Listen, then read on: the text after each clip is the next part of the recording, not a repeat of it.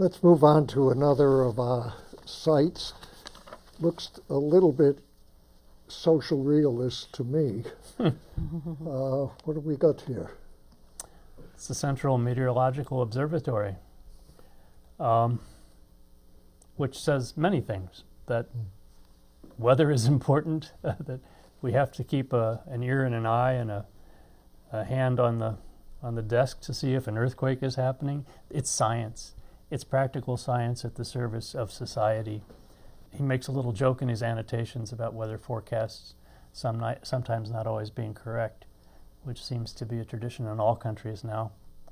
And that the clock on this site was stopped at 11:53, I believe, the time of the earthquake on September 1st, 1923.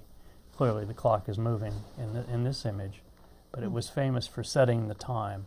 So it's a reminder of the earthquake. Yeah.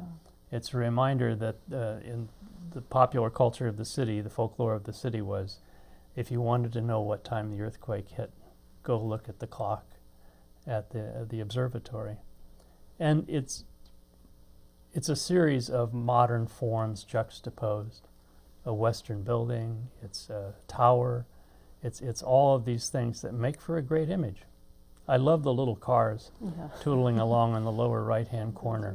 It's an amazing image, you know, after you've looked at all of his 100+ prints. You always remember this one. This one, it always is just sort of almost unforgettable. We move on to another site. And this is something, Hinoma, you can really, there's a big story here, because this is the so-called Diet Building. Diet is the Western term that is used to describe Japan's legislature, Japan's parliament. And of course, it has a history as long as modern Japan.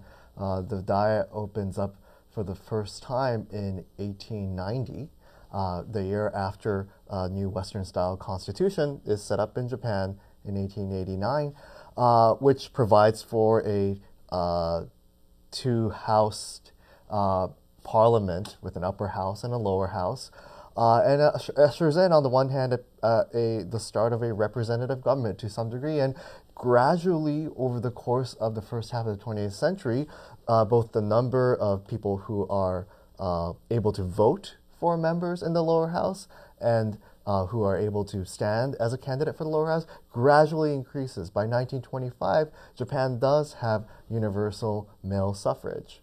And so, on the one hand, it's a symbol of how, in fact, democracy is part of Japan's story for much of the period, for all of the periods that we've been looking at through these images.